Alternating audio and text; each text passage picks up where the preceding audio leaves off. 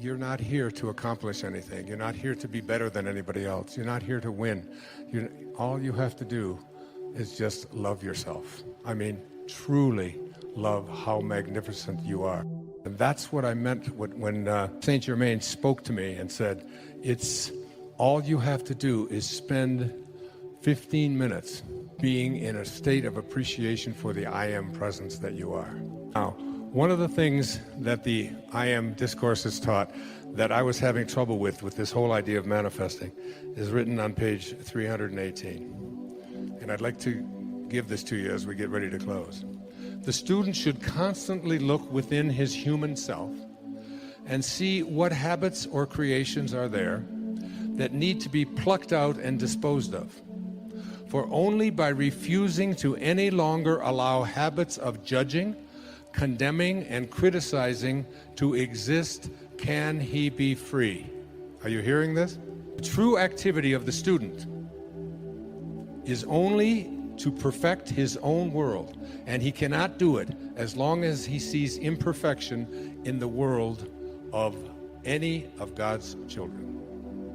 That includes the person who opened fire in Aurora. That includes Osama bin Laden. That includes Adolf Hitler. Any judgments that we have of judgment, criticism, and condemnation. And I wanted to manifest something so bad for such a long period of time, but the person that was involved in it, I kept having this sense of judgment toward this person. And it wasn't until I was able to say, I accept you for what you are. It's what led me to my father's grave in 1974. And I stood there after being sent there by a series of just absolutely impossible coincidences. I stood there on his grave after being filled with rage and hatred and anger and bitterness towards this man who would walk out on my mother and her 3 young boys. I was the youngest. And I finally found out about his death, that he had been dead 10 years, but I went to his grave in 1974 on August the 30th. And as I walked away from his grave, because I really went there to piss on his grave, I was so just filled with rage. And as I walked back to the rent-a-car, something called me back, and I went and stood there looking at this plate on the ground that said Melvin Lyle Dyer, 1914 to 1964. And something came over me. In fact, we've made a film about it, another film called My Greatest Teacher. And I was able to say to my father, from this moment on, I send you love. Who am I to judge you and condemn you? You did what you knew how to do, given the conditions of your life. And I accept you for it. Mark Twain once said that forgiveness is the fragrance that the violet sheds on the heel that has crushed it. On the heel that has crushed it. Enjoy it. My greatest teacher. Who was my greatest teacher? After that, my entire life changed. I stopped drinking. I started exercising. My writing shifted. I went back to New York. I was professor at St. John's University in New York City. I took 2 weeks to go down to Fort Lauderdale, Florida, checked into the Spindrift Motel, and wrote a book called Your Erroneous Zones in 14 days. Everything in my life after that shifted. My diet changed, my habits changed, everything turned around because I got the rage out of me. Because in order to attract the elements that are going to bring you the ability to manifest into your life what you want, remember how I opened this program. We do not manifest what we want. That comes from a place of missing. We manifest what we are. The angels who will guide you throughout your life will only be there for you when they recognize themselves in you. And they cannot recognize themselves in you and guide you when you are filled with hatred, anger, judgment, condemnation, bitterness, fear, anxiety, stress. You have to let all of that go and be love. Be in this place of perfect divine love. Love for everything and everyone on our planet. That's self-actualization at work. And the principles for bringing this about into your life are the last 5 chapters of Wishes Fulfilled. But basically, what it says is the greatest gift that you've ever been given is the gift of your imagination. Your imagination is yours to be able to do anything you want with. You can place any thought in there with the awareness of I am. There's a very famous poem about that moment of Moses speaking to God. It says, earth's crammed with heaven, and every burning bush afire with God. And those who truly know take off their sandals, while the rest sit round it and pick blackberries. It's your call. It's your call. So your imagination is the greatest gift that you've been given. And you can put anything in there. No one can tell you what can be there or what can't be there. Einstein said imagination is greater than knowledge. And he said if you want your children to have a great imagination, read them fairy tales. If you want them to be even smarter, read them more fairy tales. That's why I've written 5 children's books with that very idea in mind. The second thing is that you have to learn to live from the end. Whatever you have placed into your imagination, you have to act as if it already were your reality, independent of what anything or anyone else says. When I was told that I had this diagnosis of leukemia, I can't tell you how many people sent me condolence letters and sent me information about this disease and how it was incurable, and unfortunately this. And fortunately, I was given by my children a wonderful gift. It's called an iPad. And it's got this wonderful feature in it. It's called Delete. And then there's another feature of it. It's called Trash, which is really great. I'd like to have a button like that on me at any time, so that anytime anybody brings any information to you, you just push the trash button. The third of these principles is the principle of, I call it, assuming the feeling of the wish fulfilled. You must be able to feel it, because every time that you feel something within your body, you give a instruction to your subconscious mind. And your subconscious mind is the part of you where you do all of your living. You want to redo your subconscious mind. Now, tonight, I'm going to give you guys such a gift. Tonight and every night for the rest of your life, I want you to take the last 5 minutes before you go off to sleep and realize that you are about to program your subconscious mind. All right? Your subconscious mind is most at home when you are unconscious, when you are asleep. If you spend the last 5 minutes of your day, which so many people do, reviewing all of the things that you don't like and all the things that didn't work out and how terrible you feel and who abused you and who was mean to you and who said this and they did this, and you're constantly doing this kind of thing with your mind, then you are programming your subconscious mind that when you awaken, because you're now about to marinate for the next 8 hours in your subconscious mind.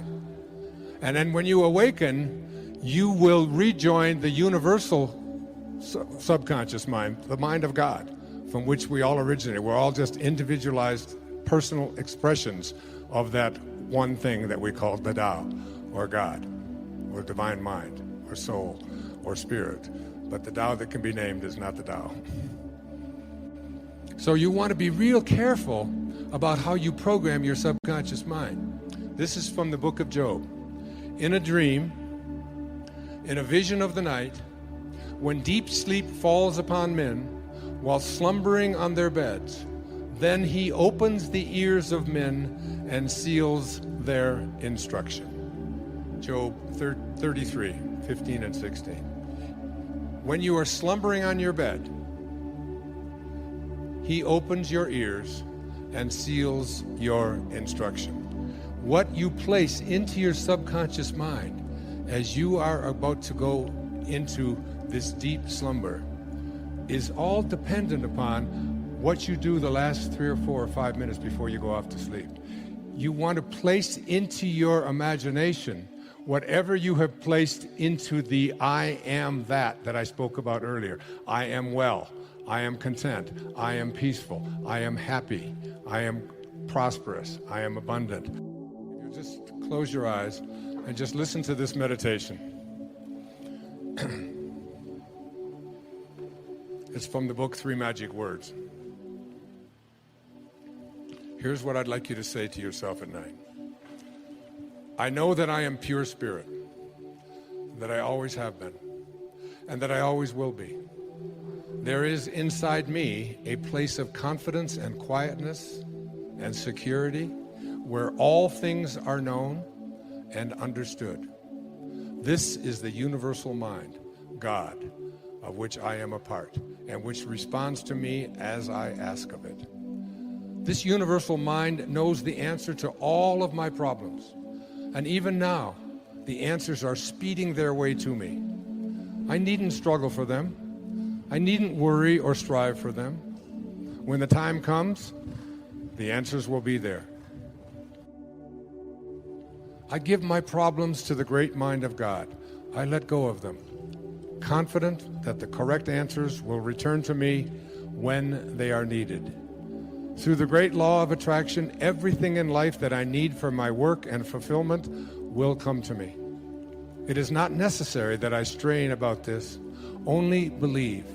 For in the strength of my belief, my faith will make it so. I see the hand of divine intelligence all about me, in the flower, the tree, the brook, the meadow. I know that the intelligence that created all these things is in me and around me, and that I can call upon it for my slightest need. I know that my body is a manifestation of pure spirit, and that spirit is perfect. Therefore, my body is perfect also. I enjoy life, for each day brings a constant demonstration of the power and wonder of the universe and myself. I am confident, I am serene, I am sure. No matter what obstacle or undesirable circumstance crosses my path, I refuse to accept it, for it is nothing but illusion. There can be no obstacle or undesirable circumstance to the mind of God, which is in me, around me, and serves me now. This is the great lesson. Know this within you. When Herman Melville was writing Moby Dick, he wasn't writing about a man looking for a whale. He was writing about a man, Ahab, trying to find his higher self. He said these words, "For as this appalling ocean surrounds the verdant land, so in the soul of man lies one insular Tahiti, full of peace and joy, but encompassed by all of the horrors of the half-lived life. In every moment of your life as you leave here today, you have this choice. You can either be a host to God or a hostage to your ego. It's your call. Thank you. God bless you." And one of the things that I had lunch with Linda today, when I was having lunch, we were talking about it. She was saying that the shocking thing for her in that experience was how quickly the changing of a thought impacts the muscles or the entire physiology of the body. That when I asked her to just think of a moment in her life when she experienced shame, her arm almost went limp, and I said, "No, hold it as hard as you can," and she had literally no strength in her. There, in Power versus Force, Dr. Hawkins has presented a scale that I want to present to you here today, and it's just an arbitrary scale. It's numbers these numbers could go from 0 to 2 million, or they could go to 0 to 10 or whatever. His scale goes from 0 to 1,000. And what it is a scale that measures energy. Now remember, when I spoke yesterday, the idea that Einstein said that nothing happens until something moves. That everything in the universe is energy. And energy is not good or bad, right or wrong, moral or immoral. Energy is fast or slow, high or low. And that our objective in understanding this and what it means to us is to be able to move to higher and higher and faster energies. That when a higher energy, a faster energy, is put into the presence or the energy field of a very low and a very slow energy, that energy is nullified, the lower energy, and dissolved. It disappears. But more than it dissolving and disappearing, for example, if you're in a room of darkness, darkness is just simply a lower and a slower energy than light. Light moves very, very fast. The absence of light shows a very slow and a very low energy. If you're in a dark room and you are about to light a candle in that dark room, you don't have to say to the darkness, you better get out of here now. You're going to have to dissolve. You're going to have to scurry because I'm about to bring some light in here. You don't have to do that. All you have to do is light a candle, turn on a light, and the darkness dissolves. The darkness disappears. But more than that, and this is really crucial for what I'm presenting here this afternoon, the darkness is converted to light. So that when you bring higher energy to the presence of lower and slower energy, energy that we call evil, energy that we call disease, energy that we call depression, you are not only sending the disease and the depression and the despair away, you are converting that very energy into the higher and the faster energy that is being brought to its presence.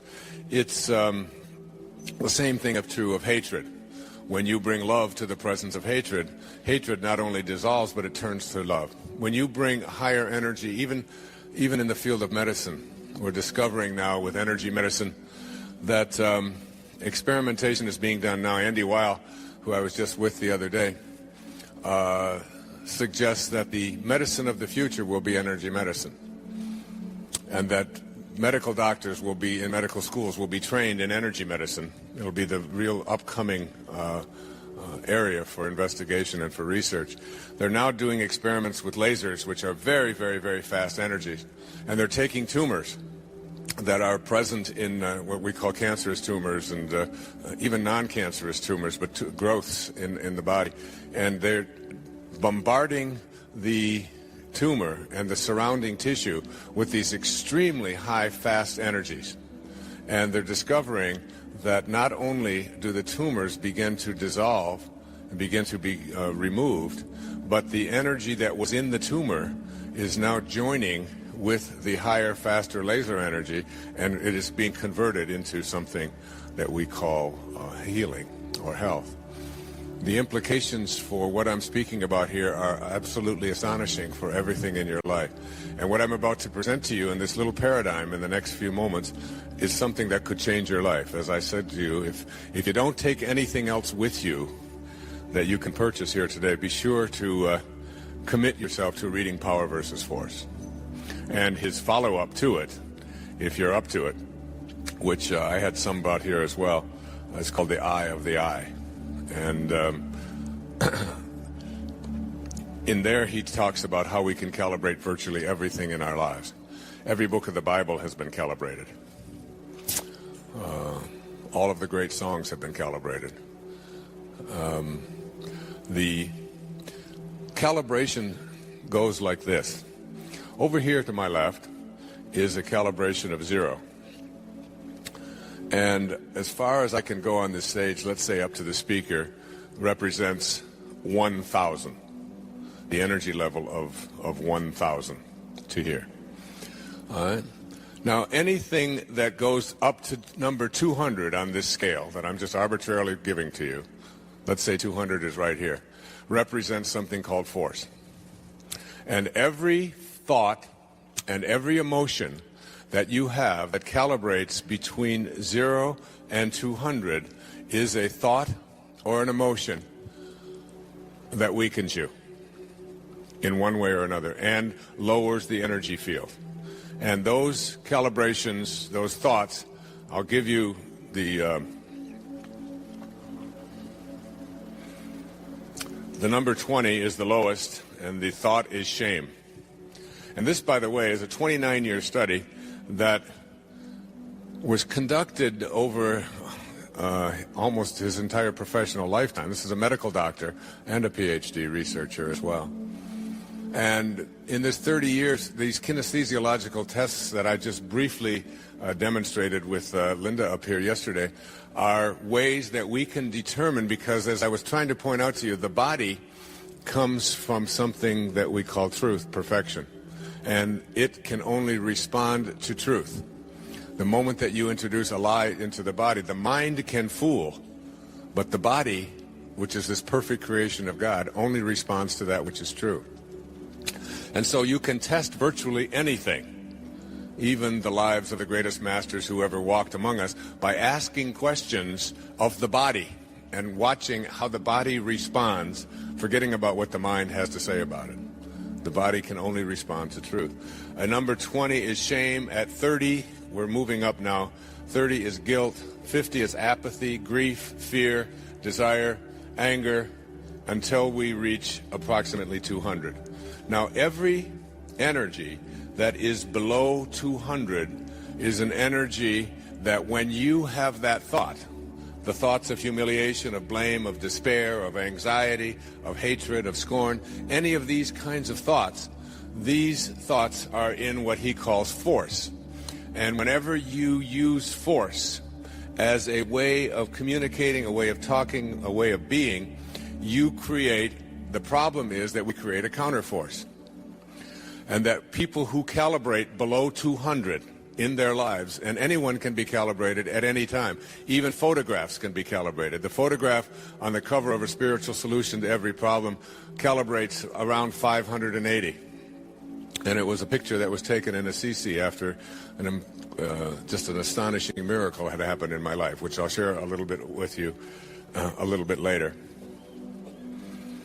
And we have seen experiments where they'll take a picture of a Mother Teresa, and they'll take a picture of a Charles Manson, and they will put those photographs in envelopes that the person holding them doesn't know who is in the envelope. And the picture of Charles Manson, who calibrates somewhere around 30 or 40, will make the person go weak, and they don't even know what picture that they're holding. You have to, it's almost like I said yesterday, you have to willingly suspend your disbelief. You have to do a somersault into the inconceivable and allow yourself to open up to the possibility that every thought that you have and every emotion that you have and every internal experience that you have has an impact not only on you, but as I'll demonstrate to you in a few moments, on everyone that you encounter in your life and everything that you encounter in your life and whatever energy field that you radiate to. So we're talking 0 to 200, but this scale isn't a scale that is consistent all the way through.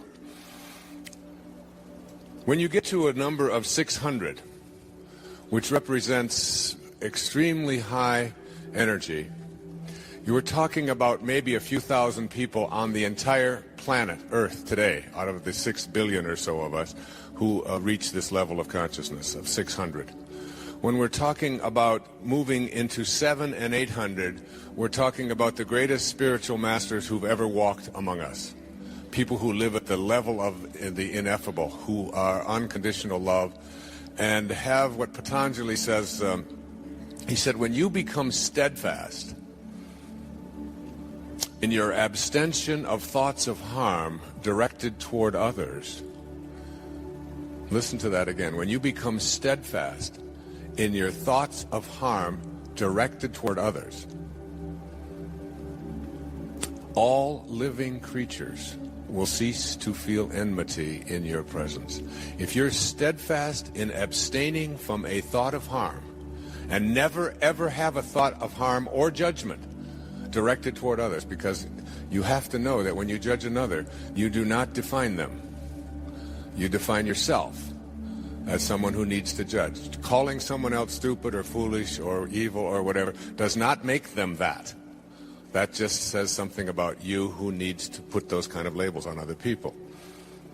So that if you can become steadfast and become an individual who never, but never has a thought of harm directed toward others or judgment, which is almost impossible for all of us who live at these ego levels that we've been conditioned to live at. But if you can conceive of yourself as being someone like that, all living creatures will cease to feel enmity in your presence. St. Francis of Assisi is someone who calibrated in the 900s. Maybe 7 or 8 people in the history of the world have calibrated above 950.